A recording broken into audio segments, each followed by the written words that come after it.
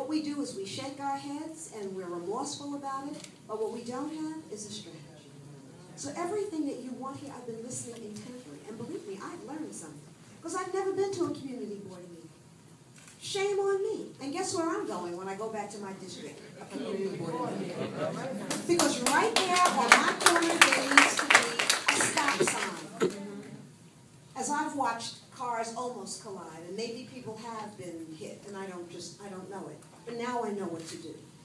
So I'm really looking in the mirror. I'm not here to preach or teach. I'm simply saying that if you know your history, we have this one. You can have all the things that you're petitioning for. The quick story. Any Haitian Americans here? Anybody from Haiti? Haitian. This story is a story that our children need to know. But we don't know our history. We don't know who we are. If you know the history of Haiti, well, you're always hearing that Haiti is the poorest nation in the Western Hemisphere.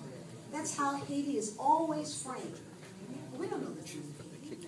If you go back into Haiti's history, and you look at Toussaint Louverture and Dessalines, the two leaders who decided that it was time, inspired by a woman, Alizo Danzo, time to end slavery. They had no weapons. They couldn't read or write. These were enslaved Africans who were in the most punishing system of slavery in the Western Hemisphere and the most profitable. And they decided that it was over. So what I'm saying, I'm telling you this story because we have to change our minds about our capacity and our responsibility. They understood what we have forgotten. We're more than we see, we're human and divine. There is no challenge in your individual life that you can't solve. That's how our Creator, by whatever name you may call the divinity, God, Allah, the Buddha, life, love, that's the way we were created. We have the ability to solve any problem we would have, any problem that will ever come our way. And those problems are not for our punishment, they are for our growth. Without problems, if we could move the big rock without a wheel, we would never have invented it. So it's necessity that is the mother of invention.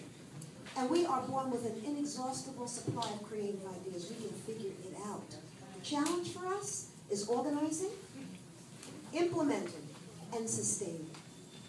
I tell you the story of the Haitian Revolution. As Toussaint and Dessalines got together and they said, game over.